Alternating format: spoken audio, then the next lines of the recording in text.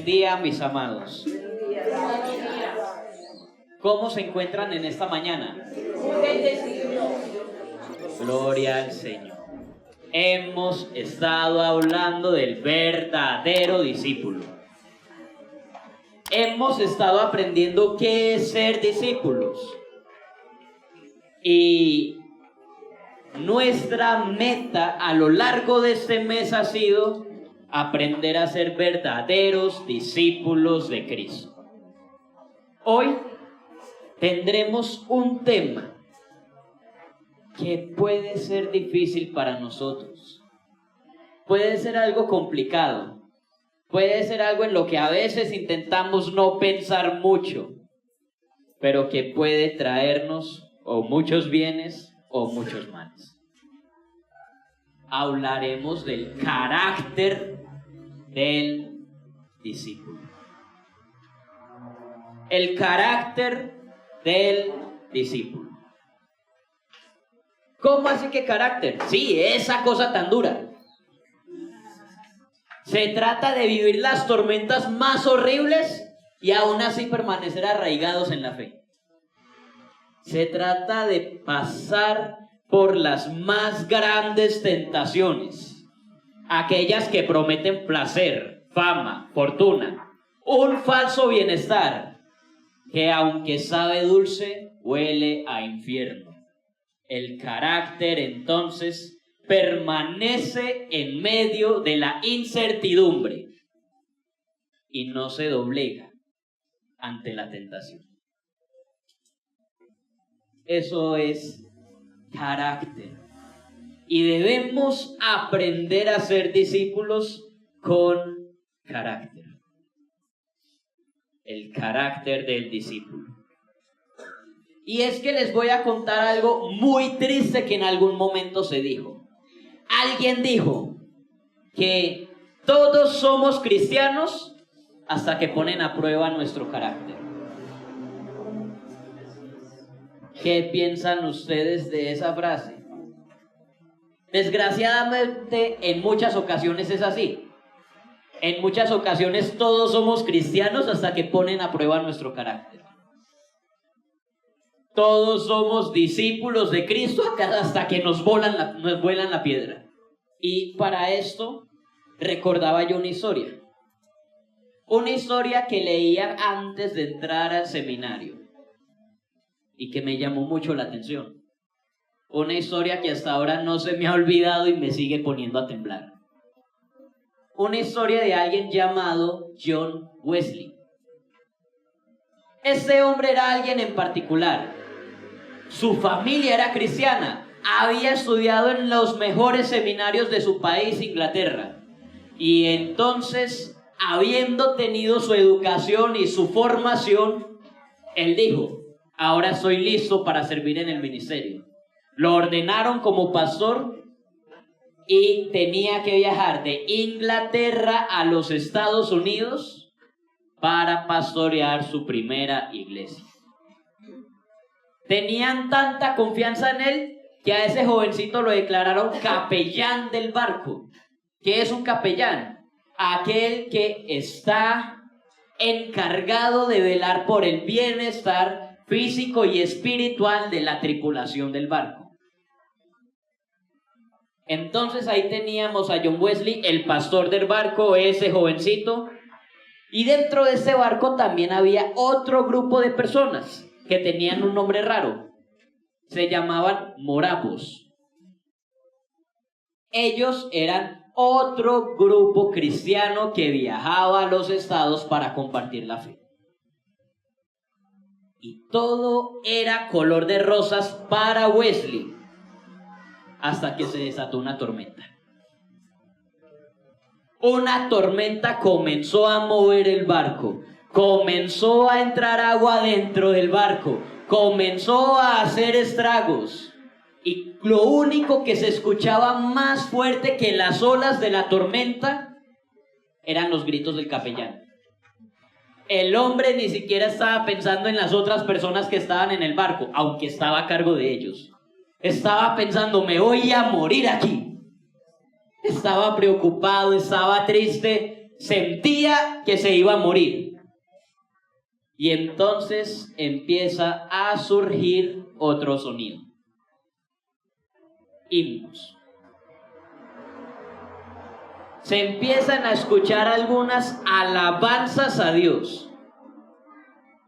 Y esas alabanzas eran nada más y nada menos que cantadas por aquellos que Wesley estaba cuidando. Por los moravos. Listo. Llega un momento tan horrible en la tormenta que el asta mayor se rompe. Y el hombre solamente pensaba: aquí voy a morir. Pasó la tormenta. Gracias a Dios seguía vivo. Pero se quedó pensando: yo soy el que va a ser ordenado como pastor. Yo soy el capellán de este barco. Y yo fui el de menos fe. Se acercó entonces al líder de los moravos. Y entonces el líder de los moravos le hizo 2 preguntas. La primera pregunta fue: ¿tú conoces a Jesucristo? Ustedes se imaginan uno preguntándole a su pastor: ¿tú conoces a Jesucristo? Entonces Wesley respondió: yo sé que Él es el Salvador del mundo. Y entonces el líder moravo le hizo otra pregunta: ¿tú sabes que Él es tu Salvador? Wesley respondió que sí. Pero en el fondo de su corazón se había dado cuenta de que esas eran palabras vacías. Aquel que había sido educado y que había sido ordenado no daba la talla y no tenía la fe. No tenía el carácter de un discípulo. Y entonces comprendió que tenía que ir trabajando en ese carácter durante toda su vida. Y fue tal el asunto que vemos en John Wesley tanto que dio para Dios, que aún ha llegado a influir en iglesias como la nuestra. Y esto es una historia de 1733, hace ratico. Bueno, mi amado, yo te pregunto, si tú hubieras estado en el barco, ¿qué hubieras hecho? Yo me ponía a pensar en esto. Sinceramente, yo me hubiera aterrado más que Wesley. Es más, de pronto yo saltaba del barco. Y es que yo también estoy en un proceso y cada uno de nosotros lo estamos. Nuestro propósito es que, por la gracia de Dios, seamos diligentes en formar un carácter conforme a la fe. Eso es lo que vamos a intentar comenzar hoy. Ojo, comenzar. Porque es algo que no podemos acabar en un día.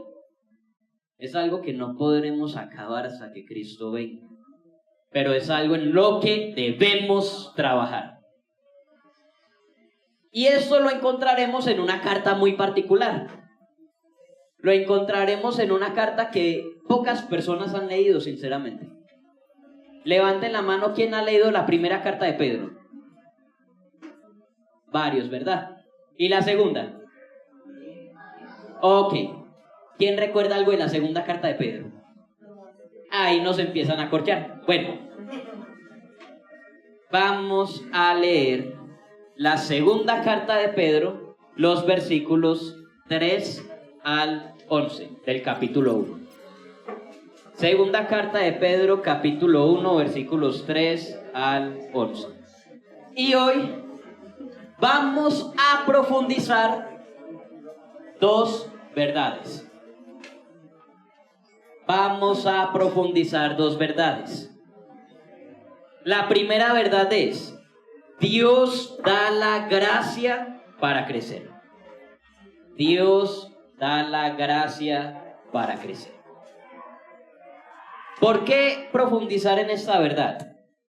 Bueno, cada uno de nosotros, ante nuestras tormentas y nuestros barcos rotos, ante nuestros miedos y nuestras tentaciones, nos hemos hecho esta pregunta: ¿cómo voy a pasar yo de aquí?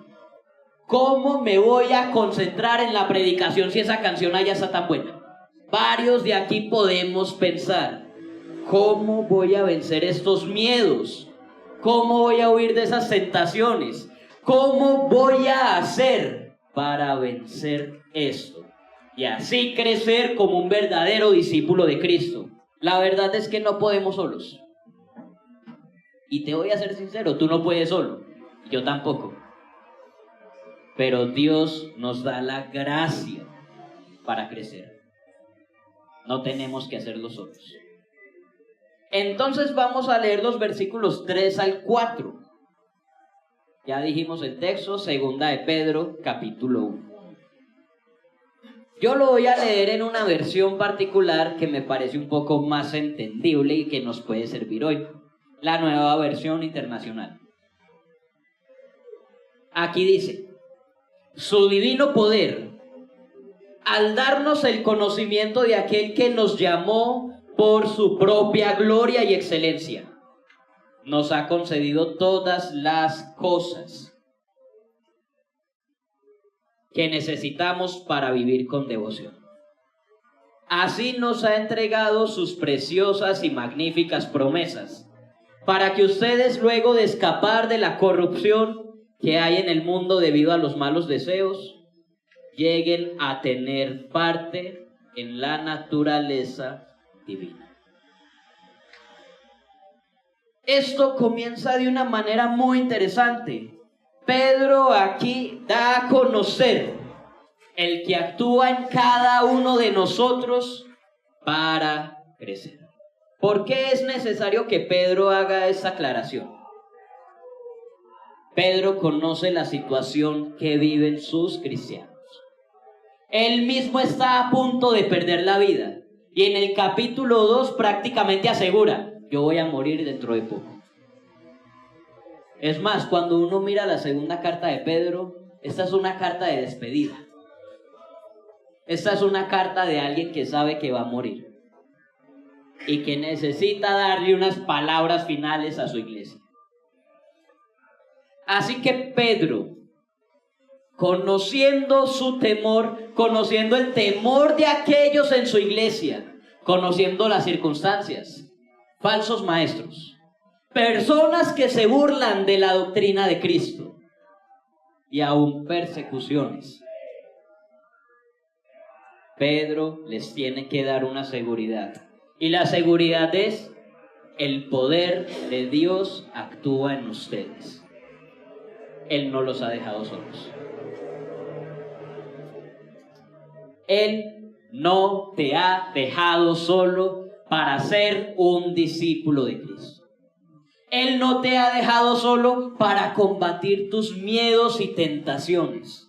Él no te ha dejado solo. Él está contigo.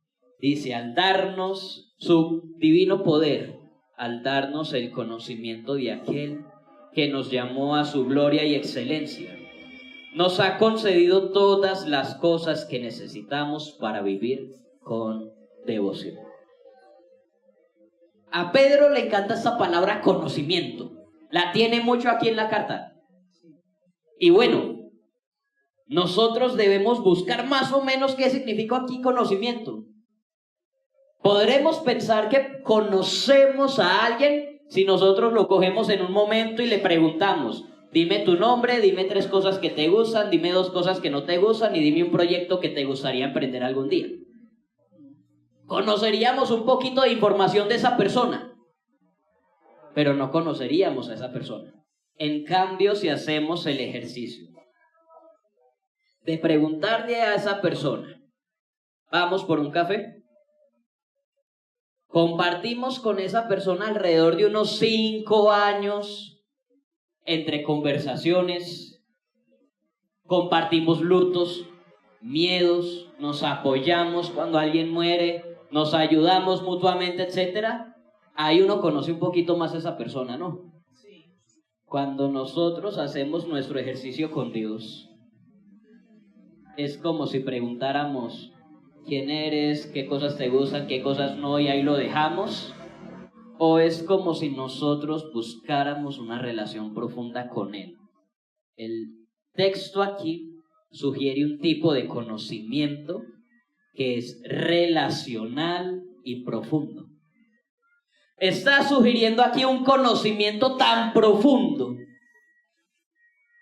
que solamente se puede tener experimentando a Dios mismo, conociéndolo de una manera personal. Y dice que es Dios mismo el que nos da ese conocimiento. Dios mismo da esa iniciativa de entablar una relación. Entonces vemos aquí un reto enorme para nosotros, porque te aseguro que no podemos ser verdaderos discípulos y formar verdadero carácter si no dedicamos tiempo a conocer. Porque en tanto que nosotros lo conocemos de una manera personal, Él nos va transformando. Él va dándonos todo lo necesario para una verdadera devoción. Y parte de esa verdadera devoción, parte de aquello que Dios mismo nos va mostrando es sus promesas. En el versículo 4 dice que nos ha entregado sus preciosas y magníficas promesas. Y debemos recordar eso. Como cristianos, nosotros vivimos sostenidos por la promesa. Nosotros vivimos sostenidos por aquel que dijo: yo volveré. Vivimos sostenidos por aquel que dijo: todo aquel que muere en mí vivirá. Vivimos sostenidos por aquel que dijo que no nos dejaría solos hasta el fin del mundo. Si bien es cierto, no todas las promesas que hay en la Biblia son para nosotros. Y a veces nosotros queremos reclamar algo que no nos corresponde. Dentro de la Biblia hay muchas promesas que se dirigen al pueblo de Dios. Hay muchas promesas que se dirigen a ti y a mí. Y no se dirigen a ti y a mí en los mejores momentos, sino en los momentos de incertidumbre, en los momentos de dolor, en los momentos de enfermedad.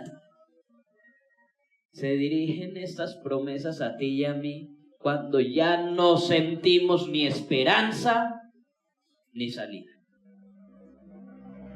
¿Cómo te sientes tú hoy? ¿Qué hay en tu corazón? Déjame decirte que la gracia de Dios está dispuesta a acompañarte. Dios mismo está dispuesto a estar contigo y a abrazarte. Y Él te sostiene en sus promesas. Y esas promesas de Él no son como las promesas de un político colombiano. Esas sí se cumplen. Esas sí llegan. Esas no tienen trampa. Son verdaderas. Porque nuestro Dios es verdadero. Amén, amén. Así que, siendo nosotros sostenidos por las promesas, somos sostenidos por esas palabras de aliento. Tenemos un gran final, una expectativa enorme, una esperanza como todo cristiano. Esa esperanza es que no nos quedaremos así. Si hoy en día luchamos con miedos y tentaciones, si hoy en día no sabemos qué hacer, Él nos sigue dando una promesa: seremos transformados. El texto dice: para que ustedes, luego de escapar de la corrupción que hay en el mundo debido a los malos deseos, lleguen a ser parte de la naturaleza divina. Esto de ser parte de la naturaleza divina no significa ser dioses. Cabe aclarar eso. Significa que podremos estar con Él y aún por su gracia seremos transformados para vivir acorde a su santidad. Dios no se rinde con nosotros. Dios no se rinde contigo. Por más duro que haya sido venir a la iglesia hoy, por más duro que haya sido tomar un paso de fe nuevamente, Por más duro que haya sido levantarse hoy, teniendo en cuenta todas las cosas que pesan en la cabeza y en el corazón, Dios no se rinde contigo. Amén. Gracias, Señor. ¿Recuerdan qué pasajes estuvo predicando la semana pasada? Filipenses capítulo 1, versículos 1 al 11. Gracias. Parte de esta oración que se predicó hace 8 días es una promesa hermosa que no debemos olvidar y que me gustaría que hoy anotaran. Filipenses 1, 6. ¿Alguien lo tiene en su memoria? Porque estoy seguro de que aquel que comenzó la buena obra en ustedes la perfeccionará hasta el día de Cristo. Y esa seguridad la tenemos hoy, y esa seguridad la está dando aquí Pedro también. Yo estoy seguro de que aquel que te llamó, aquel que tuvo este encuentro contigo, aquel que ha comenzado a transformar tu vida, perfeccionará su obra. De manera que no te deja, ni te dejará solo. Y si has sentido esta ansiedad, si has sentido este grito desesperado de decir, Señor, es que yo no soy capaz de formar un carácter acorde a tu santidad, recuerda quién escribe esta carta. ¿Quién es el escritor de esta carta? Una de las primeras interacciones con Pedro, ¿cuál fue? Una de las primeras interacciones de Pedro con Jesús, ¿cuál fue? Cuando él, estando en la barca, vio que Jesús había hecho este gran milagro de la multiplicación de los peces. Y entonces Pedro se llena de temor y le dice, apártate de mí, pues soy un pecador. Y Jesús no se apartó. Es más, tiempo después fue Pedro mismo el que lo negó. Y no una, ni dos, fueron 3. Y Jesús mismo lo restauró. Y ahora al final de su vida, Pedro ha vivido todo para Jesús. Y está encomendando a la iglesia, haz lo mismo. Podemos ver que Jesús no lo abandonó. Y podemos ver que él fue poco a poco transformado por él. Y esa es la esperanza que tenemos tú y yo. Amén. También hubo un hombre dentro de la gran historia de la iglesia que tuvo gran ansiedad y pensó que Dios le iba a desechar. Fue Martín Lutero. Y después de haber tenido un encuentro verdadero con la palabra de Dios, dijo, yo me miré a mí mismo y vi imposible salvarme. Pero miré a Cristo y vi imposible perderme. Me miré a mí mismo y vi imposible salvarme. Pero miré a Cristo y vi imposible perderme. Así que, tú que me escuchas, ¿te parece imposible permanecer? ¿Ves que es imposible aguantar las presiones de la vida? ¿Luchas con pecados imposibles de abandonar? ¿Te es imposible dejar algunas cosas? Mira a Cristo, conócelo personalmente, refúgiate en sus promesas y allí encontrarás el punto de partida para un crecimiento genuino, para formar un carácter de un verdadero discípulo. Y esta fue nuestra primera verdad. Dios nos da gracia para crecer. Pero ahora tenemos que mirar una contraparte. La contraparte es, en los versículos 5 al 9, debemos esforzarnos para crecer en Él. Primera verdad, Dios nos da gracia para crecer.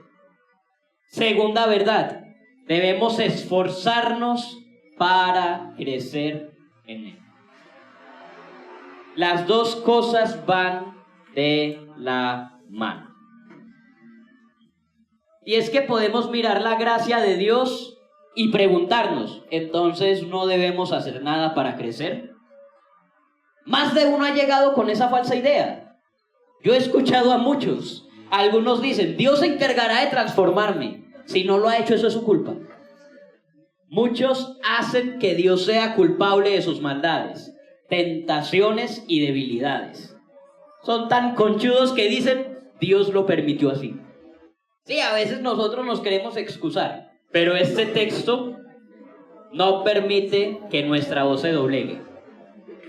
Este texto tiene otro argumento. Pedro no ha cerrado aquí la idea.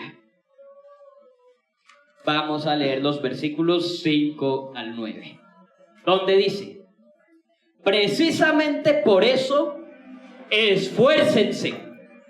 Repitámoslo juntos. Esfuércense.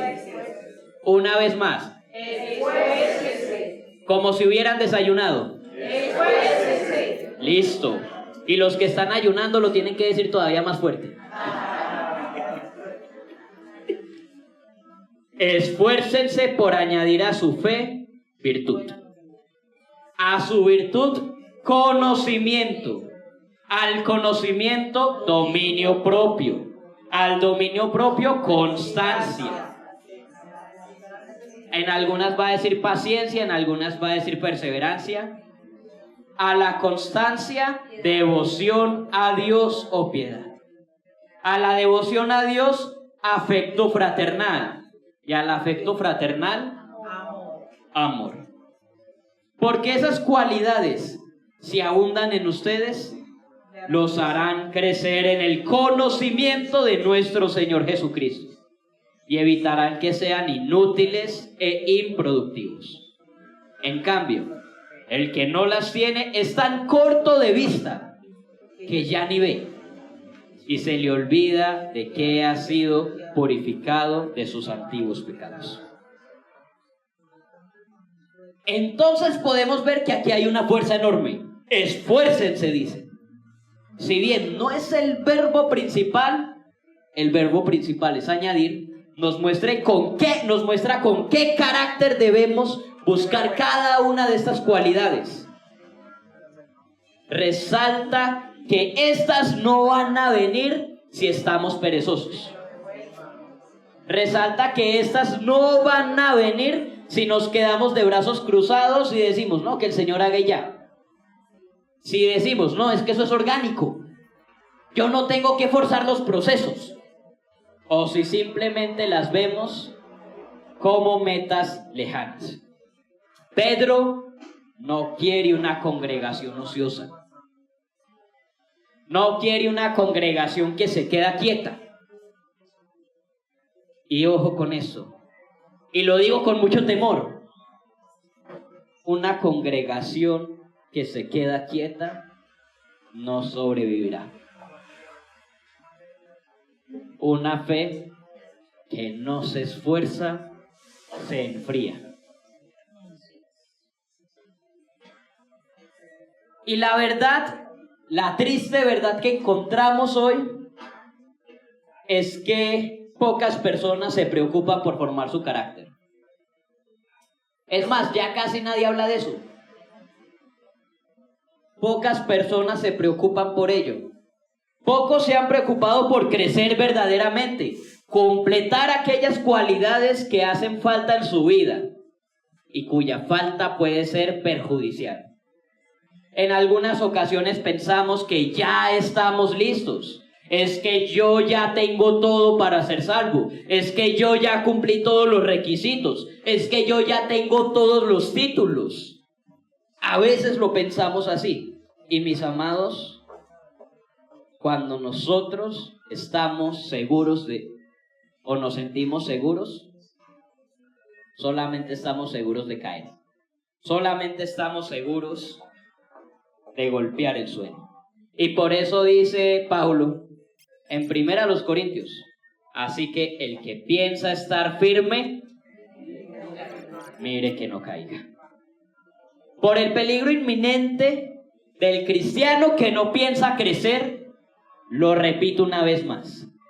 Esfuércense, esforcémonos con toda la diligencia del mundo, con todas nuestras fuerzas, con todos los bríos, en crecer, en añadir cualidades a nuestro carácter, como cristianos en un mundo herido. Estas cualidades van desde la fe como fundamento hasta el amor como meta y cúspide del crecimiento del discípulo. Vamos a ver en la pantalla en un momento cada una de estas cualidades que se mencionan. Comenzando nada más y nada menos que con la fe. Entonces, una pequeña definición es que la fe es confianza en Dios, en la obra de Cristo y en el Evangelio. Ese es el punto de partida. Con eso es que nosotros debemos comenzar. Y ojo, ese es el punto de partida. Y eso era lo que no tenía nuestro personaje en la historia, Juan Wesley. Nosotros tenemos entonces esta pregunta. ¿De verdad tú le crees a Dios? Ojo, creerle a Dios no es lo mismo que creer que Dios existe. Santiago da el ejemplo. Hasta los demonios creen y tiemblan. Tú le crees a Dios. ¿Crees que lo que Él dice es verdad? ¿Crees que Jesús no es solamente es un Salvador, sino que es tu Salvador?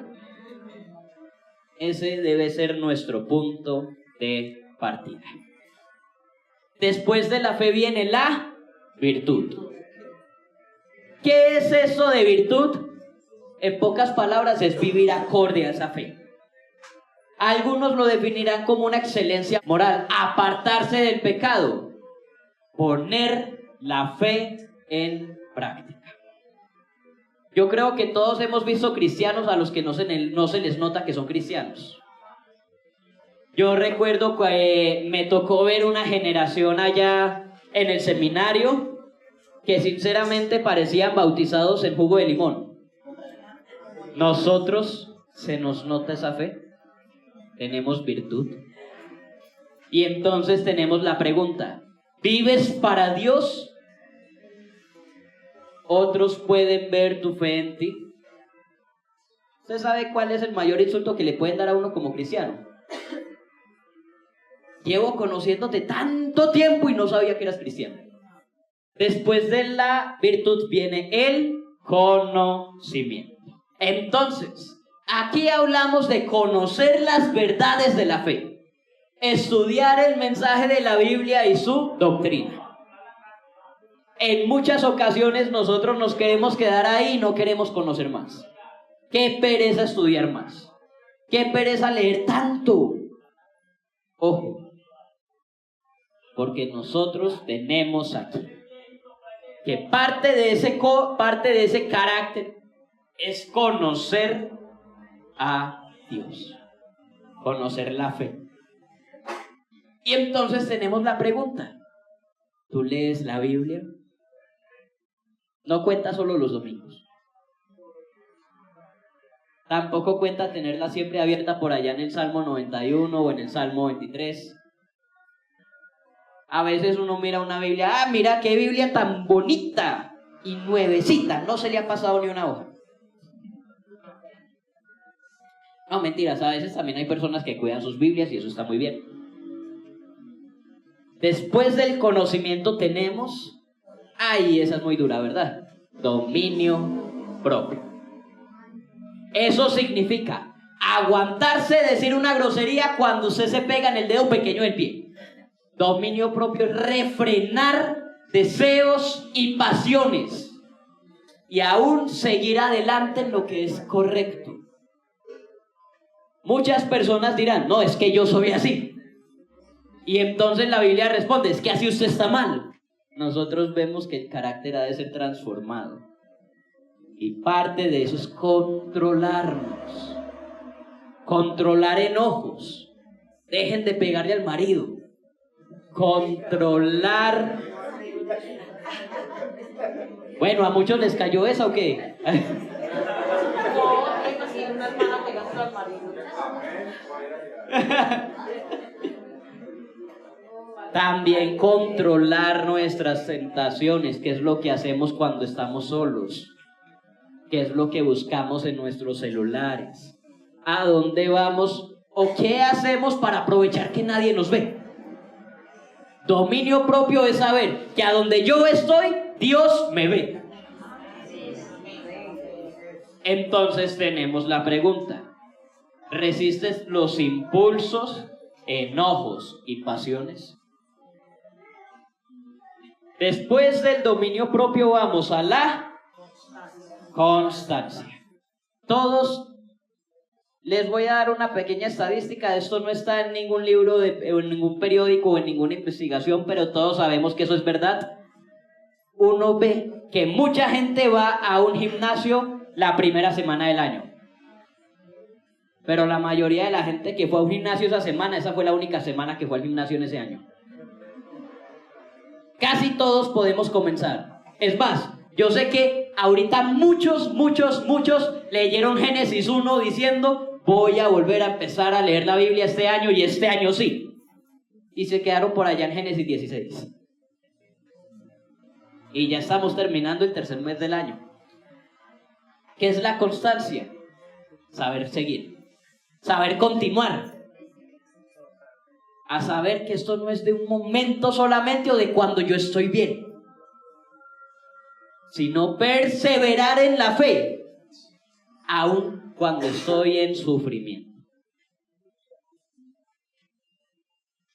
Eso es constancia. Y eso es parte de nuestro carácter. Si tú eres cristiano solamente cuando estás bien, aún tenemos mucho por crecer. Y entonces tenemos aquí las preguntas. ¿Permaneces en Él? ¿Tienes clara tu esperanza? Ya después de la constancia llega la devoción o la piedad. ¿Qué es esto de la devoción o la piedad? Se trata de estrechar de una manera más profunda mi relación con Dios y mi relación con los demás. Por eso tenemos aquí, practicar disciplinas espirituales. Pregunta: ¿cuáles disciplinas espirituales hay? Oración, lectura de la palabra, ayuno, vigilia. Tenemos también lo que es los devocionales, tenemos varias. Y vamos a encontrar una lista larga de posibles prácticas que podemos hacer para estrechar nuestra relación con Dios. ¿Qué estamos haciendo? Y aún, actos de misericordia. ¿Qué son actos de misericordia? Estar dispuesto a ayudar a alguien más. Traer, por ejemplo, para la canasta de amor. Entonces, vamos a hacer estas preguntas.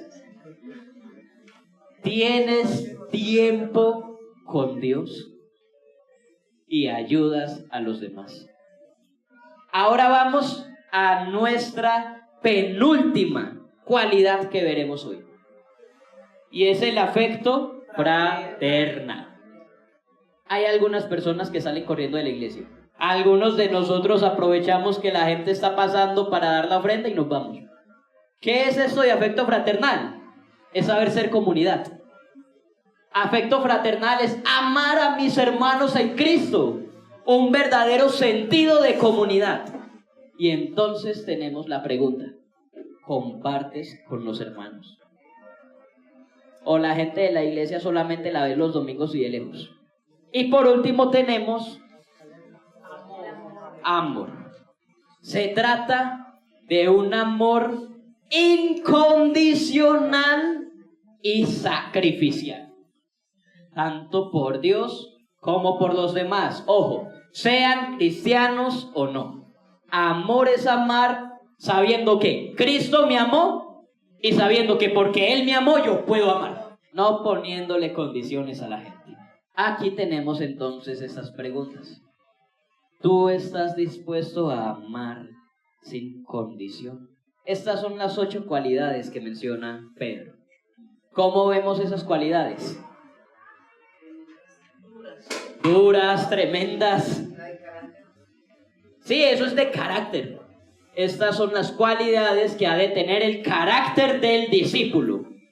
Y Pedro da una promesa enorme. A mí me encanta leer este pasaje y es uno de los pasajes con los que yo pienso, Dios mío, tiene mucho esfuerzo, pero la recompensa es enorme. Vuelvo a leer versículos 8 al 9. Porque estas cualidades, si abundan en ustedes, los harán crecer en el conocimiento de nuestro Señor Jesucristo y evitarán que sean inútiles e improductivos. En cambio, el que no las tiene es tan corto de vista que ya ni ve y se olvida de que ha sido purificado de sus antiguos pecados. En estas cosas debemos esforzarnos. Estas deben ser nuestras metas en nuestra vida cristiana. Pregunta, ¿las memorizaron? Por lo menos las escribimos, sí. Por favor, tengámoslas presentes. Repitámoslas, son fe, virtud, conocimiento, dominio propio, constancia, devoción o piedad, afecto fraternal y amor. 8 cualidades que deben estar en nuestro carácter. Pedro termina esta sección comparando a aquellos que procuran el desarrollo de esas virtudes con los que no. Quienes las procuran con diligencia y esfuerzo crecerán en el verdadero conocimiento personal, íntimo y relacional de Jesús, de manera que no quedarán estancados. Sin embargo, quienes ignoran estas cualidades son cortos de vista. En este momento, porque yo sé que tengo a mi gloria aquí adelante, pero no la reconocería. Estamos peor que eso si no buscamos practicar estas virtudes. Sin embargo, quienes ignoran estas cualidades son cortos de vista, son personas sin orientación ni fin. Y es más, y eso es terrible, según el texto, hasta olvidan el sacrificio de Cristo. Así pues, vimos estas 2 verdades. ¿Recuerdan cuál era la primera verdad? Las verdades, no las cualidades. Hablamos de 2 verdades que iban a dar cuerpo a nuestro sermón hoy. La primera es: Dios nos da gracia para crecer. La segunda es: debemos esforzarnos para crecer en Él. Esas son las 2 verdades. Y ojo, porque estas verdades han de marcar nuestra vida con Cristo. Recordamos que Él lo puede todo, pero yo también me tengo que esforzar. Él es el que asegura mi salvación, pero yo también debo ser diligente en ella. Él es Dios soberano, pero yo también me tengo que esforzar. Algunos van a decir, o es la una o es la otra. La Biblia dice, ambas. Dios es soberano, nosotros somos responsables. Así que vamos a leer los versículos 10 al 11 para terminar. Y aquí dice: por lo tanto, hermanos, esfuércense más todavía por asegurarse del llamado de Dios, que fue quien los eligió. Si hacen estas cosas, no caerán jamás. Y se les abrirán de par en par las puertas del reino eterno de nuestro Señor y Salvador Jesucristo. Qué promesa, ¿no? Qué promesa tan tremenda, donde aquel que se esfuerza en Dios, se esfuerza por crecer, es testigo de la gracia de Dios, de manera que Él le levanta de manera que entra a su reino. Así que recordémoslo, mis amados. Dios nos da la gracia para creer, pero debemos esforzarnos para creer en Él. Dios nos da la gracia para crecer, y también debemos esforzarnos para crecer en Él. Y vamos a terminar con una pequeña actividad. En la próxima diapositiva vamos a hacer un desafío. Quiero que piensen en una de estas 8 cualidades que ustedes digan, esta me falta a mí. Por lo menos una. Una de estas 8 cualidades en las que quiero trabajar esta semana.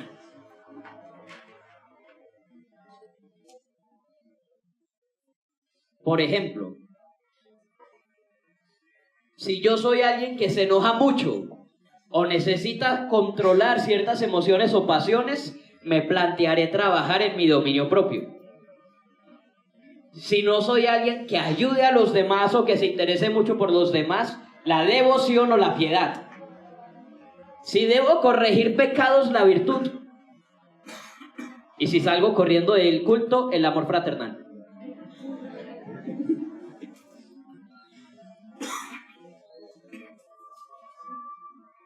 ¿Ya pensaron en una cualidad?